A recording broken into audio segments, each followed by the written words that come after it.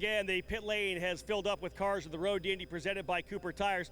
Earlier today, we saw Indy Pro 2000 come on track and Reese Gold driving away with his first win of the season. It's time for the Cooper Tires USF 2000 drivers to get out here to see which driver will find the first victory lane trip and what will be a double header here this weekend at Barber Motorsports Park. A big field of drivers set to go. Let's have a look at the grid as these drivers have rolled out here on the pit lane. 19 drivers in total getting set to start the Cooper Tires Grand Prix of Alabama, starting in the 19th spot. Rookie driver in the program for Jay Howard Driver Development. The number 7 is Yoru Lee. Moving to row number 9 on the outside, Jorge Garcias, the young Mexican driver, the rookie in the number 9 for Jay Howard, starting in the 18th spot. And alongside him, just 14 years of age, his debut weekend, was not able to actually run the opening round in St. Pete, had not yet turned 14. Danny Dzelski in the number 8, again, his maiden run here in USF 2000. He'll start in 17th. Row number 8 now on the outside in the Joe Dueling Autosport Curb Agajanian entry. It will be Trey Burke of the number 63 starting in the 16th spot. Inside him from New Zealand in the number 90 for Exclusive Autosport, the rookie Jacob Douglas starting in 15th. Up now to row number 7 on the outside from Avon, Indiana in the Cape Motorsports number 2. Keep an eye on Jackson Lee starting 14th. He'll look to grab spots early. Inside that row from Sweden, it's Victor Andersson for Velocity Racing Development in the number 30. We'll go to row 6 now on the outside from St. Louis, Missouri, running for Turn 3 Motorsports, Spike Kolbecker in the number 33, the young American starting in 12th. Inside of that row, the Arizona driver Jace Denmark in the number 23 for Pabst Racing. Denmark coming into the weekend as your point leader. Going now to row number 5, into the top 10 for the first time. Outside of row 5, the number 11 of Dylan Christie. Christie in the 11 for D-Force Racing starting 10th. Inside of that row for Cape Motorsports, driver out of California, rookie Nicky Hayes in the number 5 starting 9th. Row 4 now on the outside, Christian Weir, who'll start pole for race number 2. He'll launch from P8 here today. Weir out of Illinois for Turn 3 Motorsport, the 32 starting 8th. Inside of that row, a driver who won last year at Road America and was in the fight for race wins at St. Petersburg back in February for D-Force Racing in the number 10, the young Canadian Thomas Navu starting in 7th. Row number 3 will have Billy Fraser on the outside, second place in points coming into the weekend after 2 good performances at St. Petersburg. The Kiwi for Exclusive Autosport, number 92, starting in the 6th spot. Inside of that row, second year in the series, a runner-up in the championship last year to Hartsdale, New York, for Cape Motorsports in the number 4, starting 5th, Michael D. Orlando. Moving now to row number 2 on the outside, driver who will be P4 for Legacy Autosport in the number 19. Two-time SCCA National Championship runoffs winner Simon Sykes in the number 19, starting in the 4th spot. Inside of that row, Jagger Jones for Cape Motorsports, the rookie in the number 3, starting in 3rd. 19 drivers in the field, with 2 on the front row. Off pole, Bejoy Garg, his best career starting position for D-Force Racing. Garg, a 122.041 in qualifying, puts the number 12 on the outside of the front row. And the driver looking to go back-to-back wins. He scored the race 2 win in St. Petersburg for Pabst Racing out of New York, New York. The number 22 of Miles Rowe starting on the pole position. Rowe and Garg on row 1, Jones and Sykes row 2, D. Orlando and Fraser row 3, Naveau and Weir row 4, Hayes and Christie row 5, Denmark and Kolbecker on row 6, Anderson Lee row 7th, Douglas and Burkett on row 8, Dzelski Garcias on row 9, and Yoru Lee on row 10. Time to fire up these engines and these USF 2000 drivers, and joining me down here on pit lane for the command to fire one of our guests from Anderson Interior Contracting. It's Jacob Odom from Doster Construction. On behalf of everyone at Doster Construction, drivers, start your engines. Engines coming to life down here on pit lane. Time to go racing with USF 2000, folks. They'll go head-to-head here momentarily. Back up to Rick Green in the booth. It's time to go racing. Thank you, Rob. We'll be getting underway momentarily. Rob will be joining us for his great call of the event. And always a pleasure having Rob up in the booth, as I keep saying, but wouldn't say it if it wasn't true. This ought to be a good race. The Road to Indy pace car is out. It's a Honda Civic. And we are very happy to see this full field of cars participate in today's race. Lots of very good drivers, as you heard Rob introducing. As we went through, you've got 19 cars. And your front row is the 22 and the 12. Row and guard, two very, very good young drivers. As they head out, pace car takes them, they head down to turn number 5, better known as Charlotte's Web or the Horseshoe. Trying to get some heat in the tires. Make sure the brakes all work.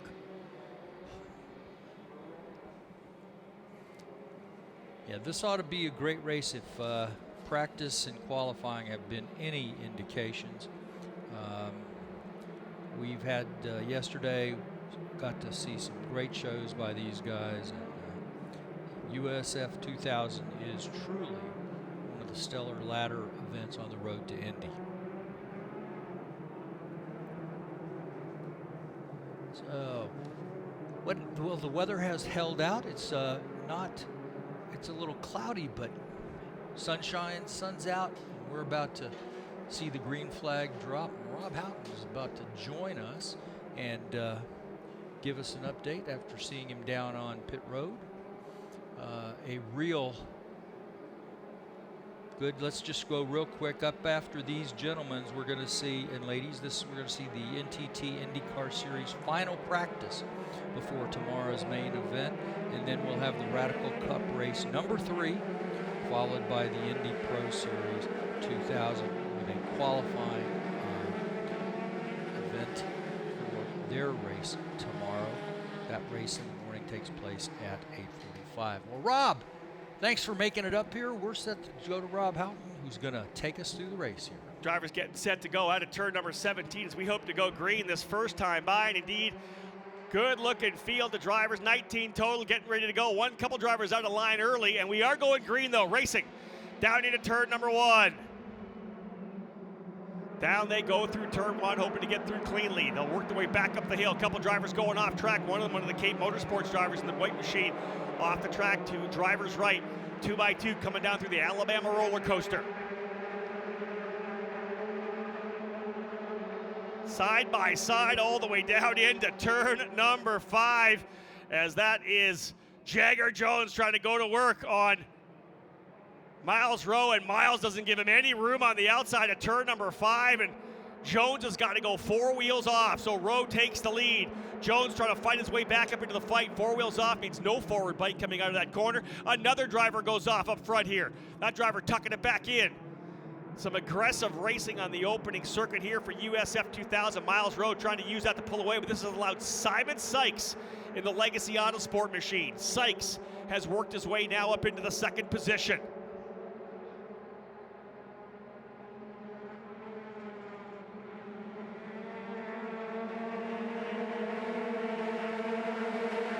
Through that first, or the second rather, chicane, working their way on down the back straight. This is back up through turn 14, 15, now 16 down to 17. There's your lead pack, and this is interesting because look at the gap, 1st and 2nd. Rowe and Sykes have stretched out a little bit of cushion. This could bode well for both of these drivers here right now. First lap in the books. A couple drivers falling back, as we had said. Billy Fraser got a really good start there, I believe, as well, and got himself up into the fight. Yeah, Fraser's gone to P3. What a great drive there for Billy Fraser on the start. Jagger Jones trying to fight his way back forward. Couple of the D-Force drivers scrapping it out there in Bejoy Garg and Thomas Naveau. That's a fight for 5th. Sykes closing right up. Simon had one of the best second half finishes last year. Here's a young driver. In fact, 1st and 2nd. Oh, another driver's gone off. One of the D-Force drivers, I believe, off. Coming into turn number 7, 8. You see that driver spin around. Couldn't pick up a number there based on the shot that we have here. But a driver had gone around. That may have been one of the 2 guys, either Garg or Naveau, fighting it out, because they were side by side, as I said, going down into 5. So a little bit of hectic action early here, not surprising. The opening laps of any of these races, sometimes the most hectic, the most chaotic, as everyone trying to get aggressive. The best opportunity to advance, as we know, is the opening couple of circuits, but you've got to be smart, you've got to be decisive. Drivers out front that have got the job done, though. Rowe, Sykes, Fraser.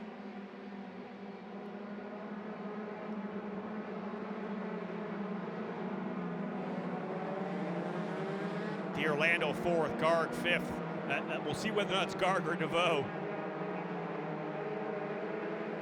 Back out of turn number 4, down the short straightaway that leads into turn 5. One of the most crucial parts of this racetrack. You got to get out of 3 and 4 quickly. You got to get that forward bite to make that move, that dive bomb move down to the bottom of 5. And when you do that, you got to make it decisive.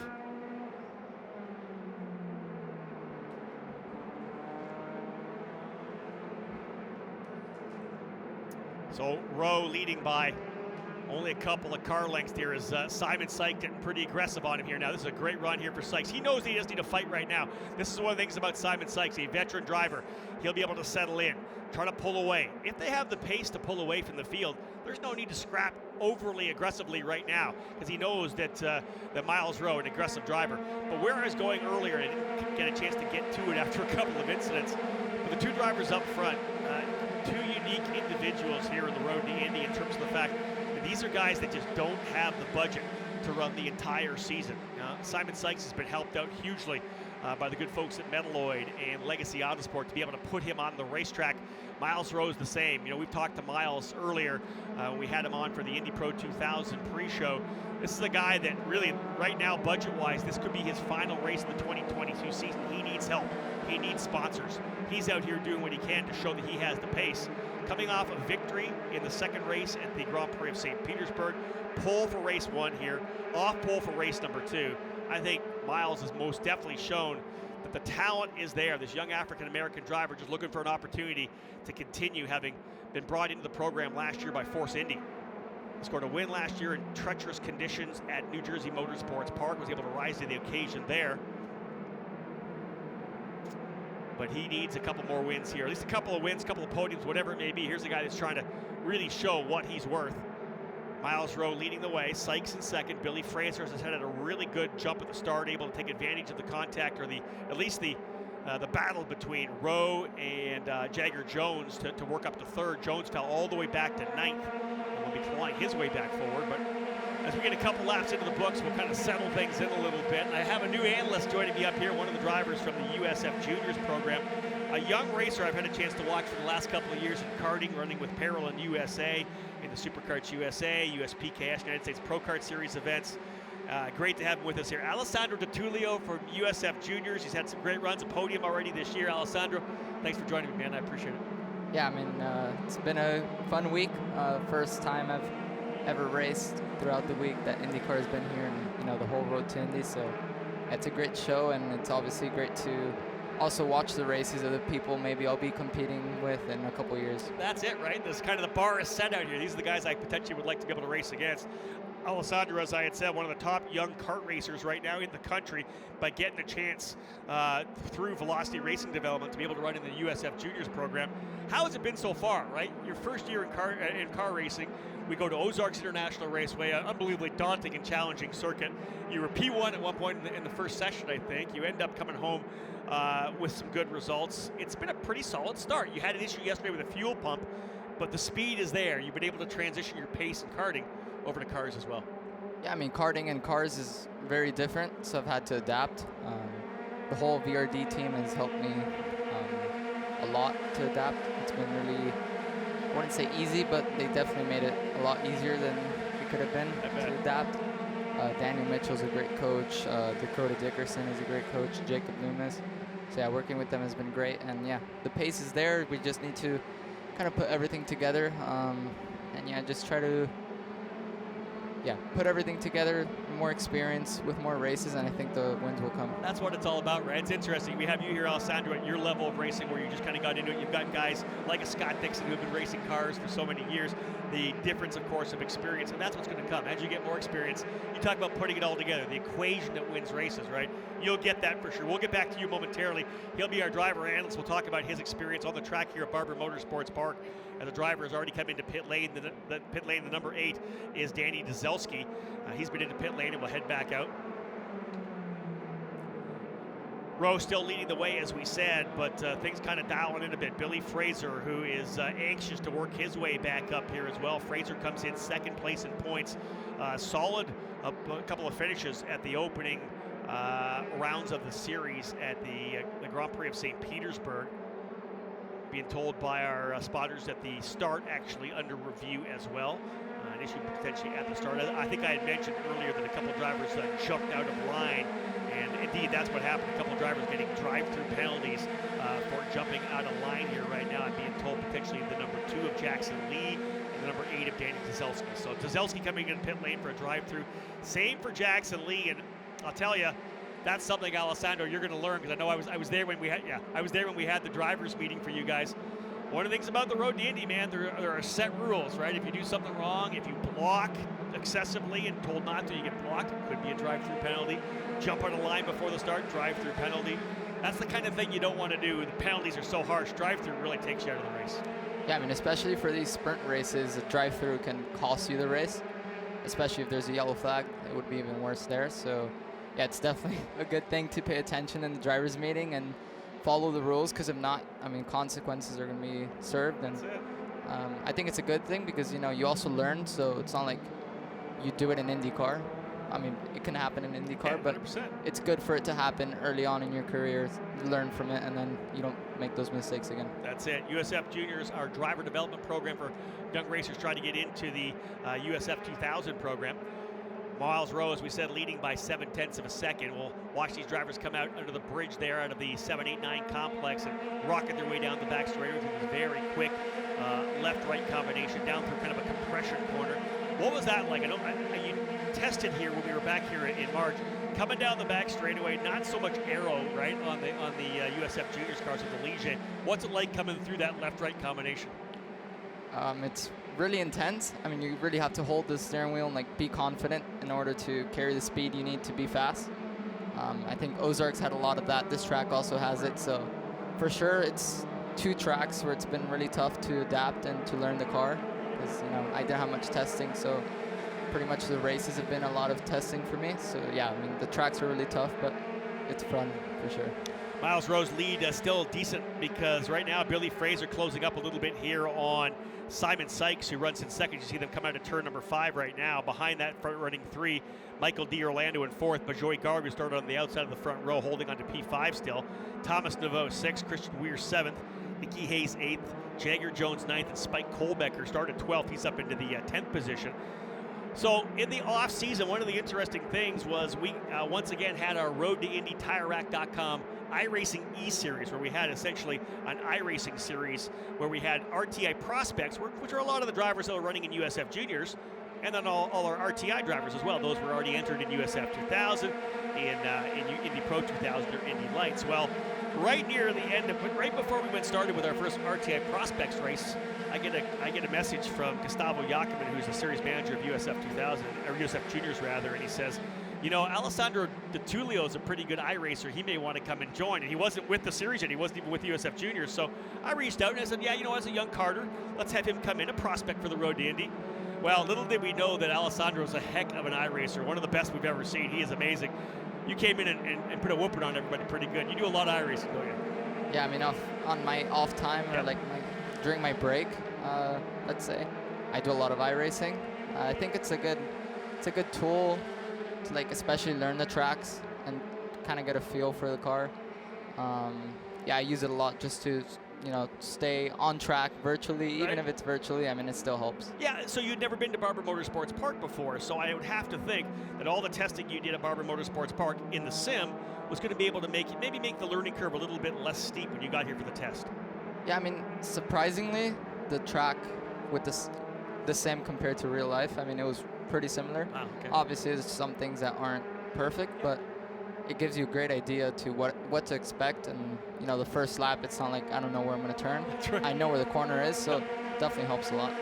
Great job for DeTulio, as we said. He was able to win that iRacing E-Series, their RTI Prospect side. A very talented young driver who already on the podium in USF Juniors, and I would expect to challenge for a race win before this season's all said and done, running for Dan Mitchell's VRD team. Velocity Racing Development in this program as well. Victor Anderson, who runs for VRD, currently in the 13th spot. So Victor, the Swedish driver, P13. Battle up front, though. We're continuing to watch the fight between Miles Rowe, Simon Sykes, and Billy Fraser. And although Sykes put the pressure on early, Miles Rowe has just been settling in and putting the laps down. 1.1 second now the advantage as you see these drivers roll down into turn number 5, Charlotte's Web here at Barber Motorsports Park. There's the gap between first and second. And you can see that third, fourth, fifth, sixth. There's seventh, eighth, and ninth going at it. That's the teammates at Cape Motorsports, Nikki Hayes and Jagger Jones. And I believe that might be a move for Jones down the inside. Move Jagger Jones up into eighth. And here comes a big block to the inside. And that's going to put Hayes to the outside. This is a battle between the two Cape drivers coming down through 7, 8, and 9. This fight could allow Spike Kolbecker and Chase Denmark to get back in the fight. Yeah, we got ourselves a good scrap here. That's 8th, 9th, 10th, and 11th lining up coming down the back straightaway. The two white Cape cars, Cape Motorsports, perennial champions of this series. I think they won 8 of the first 10 championships and have had amazing drivers in their cars, like a Spencer Piggott. I think of drivers like Matthew Bradley come through Cape, Oliver Askew, Kyle Kirkwood, Braden Eves, so many really strong drivers coming through the Cape camp. Nico Germain as well, driver running in the European Le Mans program. Rowe trying to stretch away a bit here, though, and this would be big. Rowe, as we said, potentially not continuing his championship for the season after this weekend. Does not quite have the budget needed right now, but looking to try to grab his second win of the season. We'll start on the off pole for tomorrow. Miles Rowe out front for Pabst Racing. See the gap coming out of turn number 5. Halfway point, 10 down, 10 to go here for USF 2000. Cooper Tires Grand Prix of Alabama. 19 drivers started. Everyone's still circulating, even those with the couple of drive-throughs, as we said earlier, for jumping in a line. Again, coming down through turn 7, 8, and 9. Tough part of this racetrack, you think, Alessandra, coming through 7, 8, and 9. You're down the straightaway out of turn 5, little kink 6, but you kind of jump over the curb there, then you jump over another curb, and then got to get the car turned right, because that right-hander, that turn 9, really probably one of those important corners on the racetrack. Yeah, I personally think it's one of the most important corners in the track. I mean, it sets you up for the whole straight, so you really need a good exit out of that corner in order to have good momentum down the straight, hopefully get a run on someone. Yeah, it's definitely a big part of the track. Did you find it easy? Is it a tough corner, or is it if you get it right once, it's something you can replicate? I think I was capable of doing it right. Yep. It's just a matter of doing it consistently. I think that's one of the it's a corner to get. It's hard to really nail it every lap. Yeah. It's a tough corner for sure. Being so new to cars, I have to think that you just, every race you're in, every session, you're getting more consistent, more consistent. I always talk, people don't realize when you get into a car like this, especially coming out of a kart, there's so much other stuff you're doing. The visuals are different. You're sitting in the car, you're belted in. There's so much stuff that you do and that you have to be aware of that you don't in a kart. There's so much stuff coming at you. But the more you drive, that stuff all becomes more rote, right? It becomes more memory, more muscle memory. As you get more comfortable, you're just able to put more focus on driving, less on just actually being in the race car.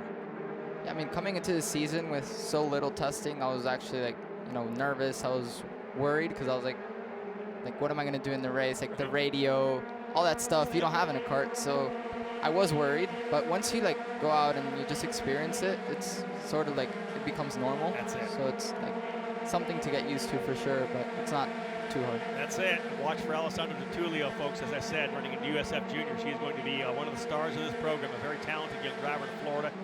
Races for Parolin USA and many of the national karting events throughout the country. Actually, a big karting event going on this weekend that you would probably be at, right? The United States Pro Kart Series running at GoPro Motorplex in Mooresville, North Carolina. You would definitely be there. You got some of your teammates there because you're 16 years of age, correct? 15. 15 years of age. Not only are you running in USF Juniors, But the team you run for, Parallel USA, really has a lot of young drivers, right? All these cadet kids between 7 and 11, 12 years of age. You're the coach for those young drivers too. How does that help you out? It must be cool to be able to work with some of these young drivers. Yeah, it's good. I mean, it's another experience and another thing that, you know, while I coach the drivers, I'm also learning at the same time. So it's definitely something that both benefits the drivers and also myself. So yeah, it's good to being able to work with, you know, kids and trying to make them like progress and reach their goals. That's also something I like. And they, I'll tell you, Parallel USA and their young guys have been doing great. Young guys and girls, obviously. Sarah Bradley running with the team as well. Alessandro Truchot, Tyler Roberts, a number of great drivers in that. Rebecca Musir as well, I believe. A lot of great drivers in Parallel USA. We're into the second half of this one here for the drivers at Cooper Tires USF 2000, and Miles Rowe, 1.1 second, is kind of stopped there right now because Simon Sykes trying to dial things in there. Second, third, and fourth across the line. Sykes, Fraser, and Michael D. Orlando is not done yet either. He's kind of working his way up. He'd like to get himself back onto the podium. As we come into the championship, D. Orlando currently third in points. Jace Denmark, point leader, but significantly down the order right now. Jace Denmark got to go down to 11th place in points for Jace right now. He came in 17 points ahead of Billy Fraser. As they run on the racetrack, Jace Denmark will still have 70 points, but everybody closing up. In fact, as they run on the racetrack, Billy Fraser would take the lead by 2 points unofficially based on where they're running on track right now. So this could change. We saw the same thing happen in the Indy Pro 2000 category. The guy that didn't win finished fourth, Louis Foster, actually able to take over the point lead because those that were running up front, a little further back, Nolan Siegel slotting into second now in the points after the results of Indy Pro 2000 and their opening race of the weekend. Watching the leaders again. This is actually a little further back. I believe that's the two D-Force cars going at it. No, that's second and third right there. That's Sykes and Fraser. Pretty easy to pick up the Legacy Autosport colors. And then, of course, the Corpay machine of Billy Fraser for Exclusive Autosport. He is having a strong season right now. One of the cool stories, Alessandro, about Billy Fraser, you know, came over here last year, his first season in the program with Exclusive Autosport, stayed with the team in Indianapolis. This year, it's Billy and his dad in a trailer behind the truck. They're going to all the different races. They're staying in a trailer. That's pretty cool. I know your dad, you're real close with your dad. You guys go to karting events together, but you think you'd ever consider going on the road with your dad in a trailer, living in a trailer all summer? I mean, I actually did do that with my dad, and well, he doesn't really do the mechanic, or did the mechanic at that time. I had a mechanic, but we had like our own trailer and our own tent and our own cart. I think it's good to have teammates and to be in a team and to have a coach and everything, but I mean, if you kind of have like a good bond with your father and you have a I mean, it's cool. That's cool, isn't it? Yeah, I'm on board. Hey, listen, that you brought it up. That's one of the things we've seen so many times. That's what karting's all about, right? It's families coming together, whether it's dad and son, dad and daughter. I know a lot of moms that work with their kids as well. Who even like the Haynes brothers doing now that in karting. And exactly. It's something cool, and it's a good story. It is. And again, that's what karting's all about, the grassroots level of motorsports. And this is where all these kids have come from, coming up through karting, getting a chance to get into USF Juniors and, of course, into the road to Indy. Beginning with USF 2000, moving to Indy Pro, and then up into the Indy Lights program. Of course, we talk all about the scholarships that are up for grabs, the champions that have moved so many drivers up through the ranks. Kyle Kirkwood, of course, being the shining example, winning at all three levels of the road to Indy. And Kyle just doesn't have the family money. He would not be running for H.A. Foyt Racing if it weren't for those scholarships and those championships in the road to Indy. 5 laps remaining here in USF 2000, and I wonder whether or not Billy Fraser has anything for Simon Sykes. One of the things about this racetrack, and we'll come to Alessandro in a couple of seconds here, this track is notorious for being pretty tough on tires. And if you look at the racetrack, predominantly right-hand corners, and when you're in a lot of these longer duration right-handers coming through turn 2, the Alabama roller coaster, Alessandro, you're working that left front tire, right? You're just carrying so much corner speed through there. Did you find in the USF Juniors that you only have 2 sets of tires for all the races you guys had? Did you find that tire wear started to play? Actually, you obviously didn't get to run the second race, but in that first race, did you have trouble with the tires at all? Yeah, I mean, the last couple laps, I think the car, definitely like the tire degradation affects a lot, especially if you have understeer and you start scrubbing the tire, it just wears the tire a lot, especially at a track like this. So it's important to carry enough speed into the corner where you're not steering so hard That's it. and so like aggressively, and that's what kills the tire. So, I mean, for a race, maybe a sprint race, it's not extremely important, but if you use a set of tires for a couple races, like race 1, 2, and 3 or something like that, then it's important to, you know, save the tires and have enough to last all the races. It begs the question whether or not Billy Fraser maybe backed off a little bit, because when you are up close behind, you get that the loss of that air over the front wing. You start getting that aero push, and you really got to put more wheel into it because you can't get the car to turn. Sometimes you're going to have to back out a little bit. This is what Fraser's done now. He's closed up to within a length. Look at that, Fraser right up on Simon Sykes. Good exit speed for Billy Fraser. Sykes a bit of a push mid-corner. They'll work their way down to turn number 5. Fraser trying to go to the outside. Simon Sykes holding the inside as they come through turn number 7. He gets it side by side coming through to the inside. Book it. Billy Fraser takes second. Fraser able to go the over-under and makes the move to the inside to take the spot. But there's a driver off the racetrack coming back there as well. That might have been Sykes. I think Sykes might have gone off track as they were going side by side. Did Sykes pressure him and not want to give it up and go off the racetrack?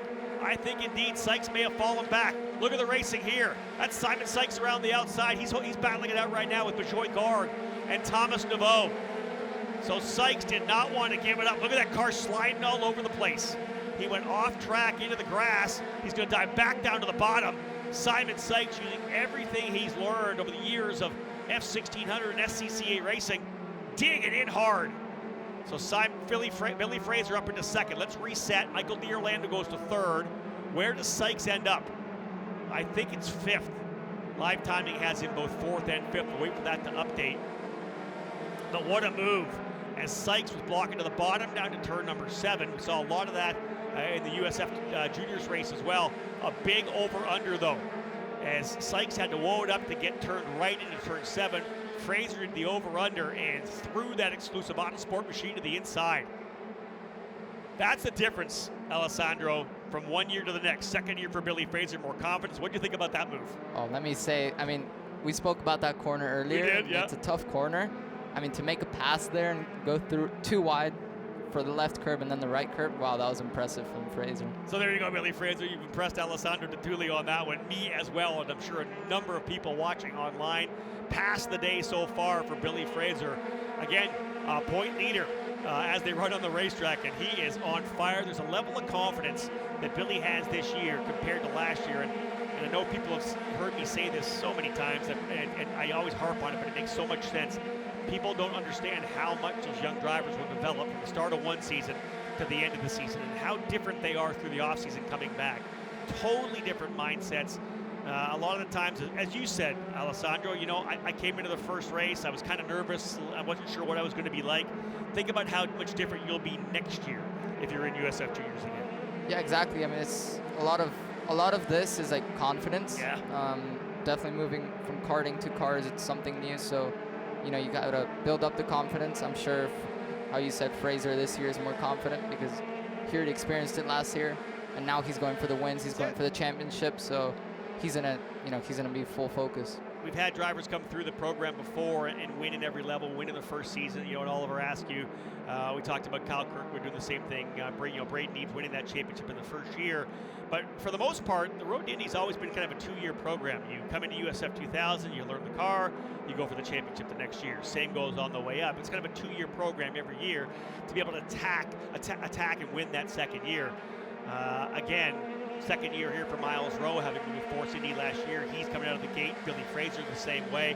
These drivers really tackling it. It's just really different young men and women when they come into their second years of the program. We'll see the white flag this next time by as they come here for Miles Rowe. And this story is bottom line writing itself right now, because here is a kid who got a chance to come in with, IndyCar's Drive for Equality and Diversity last year with Force Indy, young African-American. Just such a talented guy, not even behind the wheel, but as an artist as well. Goes to school for photography and cinematography, film studies in New York, and has this extreme talent to drive. Was out of the seat for a long time. Got a chance to come back and drive, got a chance to meet Will Power at GoPro Motorplex and said, hey, this kid can drive.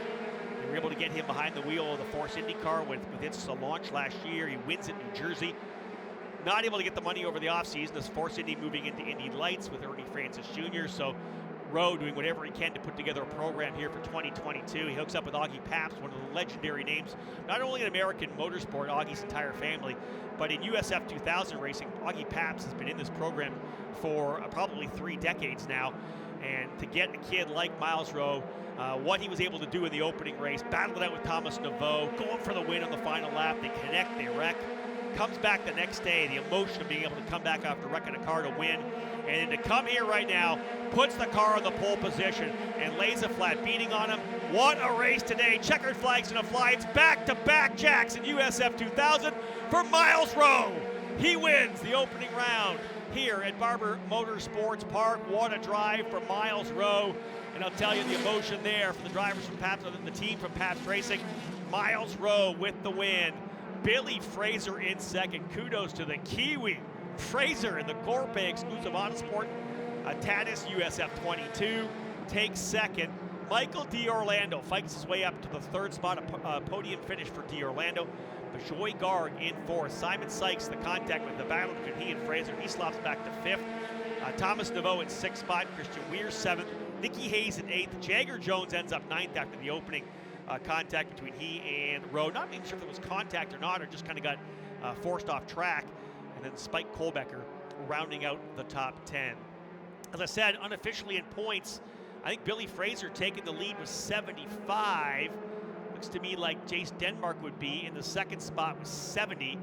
And move up both Bajoy Garg and Michael D'Orlando, I believe, into 3rd and 4th respectively. Myles Rowe, 40 points. He's still a ways back, but it's going to start on the outside of the front row tomorrow. Could put another race win in the books there as well. Exciting finish for sure. Not up front, Myles Rowe getting the job done. Fraser, of course, with the battle with Simon Sykes. All in all, that was just textbook USF 2000 racing. Alessandro, how bad do you want to be in one of these cars in the near future? I mean, if you could tell me I could jump in tomorrow, I would. But yeah, the goal is to hopefully be in it next year or the following, sometime soon for sure. I mean, Well, that's awesome. it's a great series, and it's the ladder to Indy, and that's my goal. So yeah. There's your unofficial results again. Myles Rowe with the win. Billy Fraser 2nd. Michael D'Orlando 3rd. Bajoy Garg and Simon Sykes rounding out the top 5. Alessandro, thank you so much for joining me, my friend. I really appreciate it. People want to follow you on social media. How do they do it? What are your social media channels? Yeah, I mean, I have Instagram, my full name, Alessandro Tulio. Also working on a website, so that'll be up soon. YouTube as well, my full name, Alessandro Tulio. And yeah, hopefully some people could check me out. They're going to check you out, man, because you're going to be winning races later on. Alessandro Tulio, folks, Thank you. for USF Juniors joining me here right now. Of course, everyone working their way in here now, and again, it'll be a celebration for Myles Rowe in the number 22. This kid trying to keep his racing dream alive and to be able to potentially do it here at Barber Motorsports Park. It's do or die time for this young kid. If he doesn't get the sponsorship and backing after this weekend, he is not going to be in a race car when we go to the Indy Grand Prix in the middle of May. And again, I had him on as my guest of the pre-show for Indy Pro 2000. Just a cool customer. Like, you know, if this is meant to be, if I get a chance to keep racing, I'll do it. Otherwise, I'm just going to keep at it. But again, just as I said, a cool customer. This guy knows how to race. He's aggressive. He likes to go at it. And there is the celebratory bow. There's Augie Pabst coming in. He knows he's got his hands on a very, very talented young driver, and we'll see whether or not Myles Rowe can continue the season this year. But for him, great job. Myles Rowe winning by 1.7 seconds. There's Billy Fraser coming in as well. Fantastic. Fraser coming home in 2nd. Michael D'Orlando 3rd. Bajoy Garg in 4th. And Simon Sykes rounding out the top 5. Folks, that's going to wrap things up here from the booth. Rick Green, I'm going to head down to Victory Lane. We've got some celebrating to do. What a race that was. Of course, the battle out front kind of subsided early, but we had a fight for 2nd, 3rd, 4th, 5th. There was a bunch of racing throughout.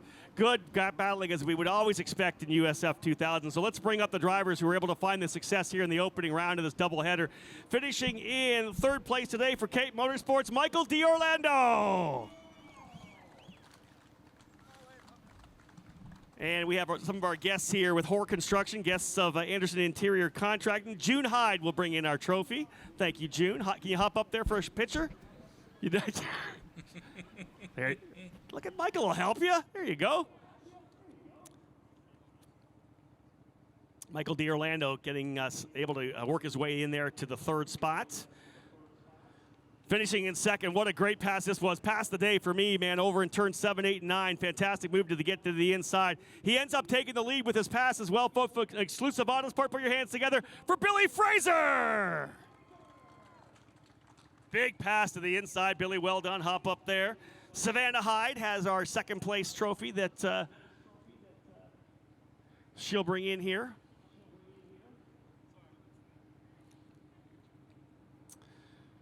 Great job for Billy. The 3 strong results to start the season so far puts him in a point lead, as I said. So Fraser for exclusive Autosport leading the way. Driver who will jump on top of the podium, going to claw his way back if he keeps doing what he's doing. It's 2 wins in a row for this young driver for Pabst Racing, folks. The winner today from pole. Put your hands together for Miles Rowe. All right, so you and I did the preview show for Indy Pro on Road to Indy TV, and you were a cool customer, just like you are right now. You talked about trying to get away from the pole and getting it done. Obviously, a great start. Congratulations. Pressured early, though, there in turn 5 by Jagger Jones. Yeah, the pressure was on, from the start. I want to apologize to Jagger. I had no idea he was trying to stick with me on the outside there. But it was a great race. My side, we had great pace. We held our consistency. Which was great. I want to say, a big shout out to Pabst Racing, Penske Entertainment, Sparco, and of course my family. They're all here, so this is like half of my family's hometown, so it's great, to win here so they could see it.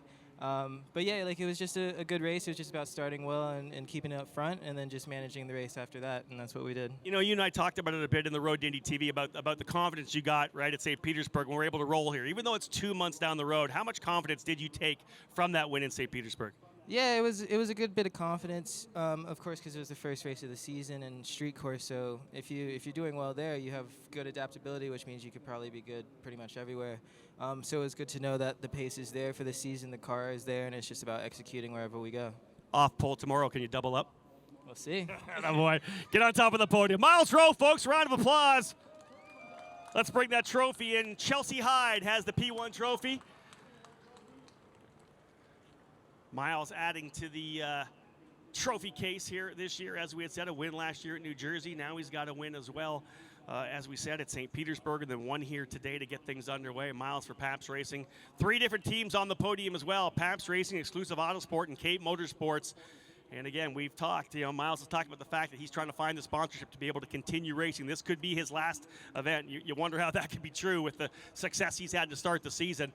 But again, trophies are up, folks. How about a big round of applause for everybody on the podium here? We'll have the champagne in a bit, but this is the future of the NTT IndyCar Series right here. These drivers, excellent job. Make sure we got all the shots we need from Gavin. We got some guests we've got coming in here. Again, a lot of great guests, part of the action here. Of course, this entire program here this weekend presented by Anderson Interior Contracting, and we've got a number of their partner companies with us here, as we said. Hoare Construction joining us here in the victory lane today. The Hyde's having some help, giving us some trophies out here, some hardware.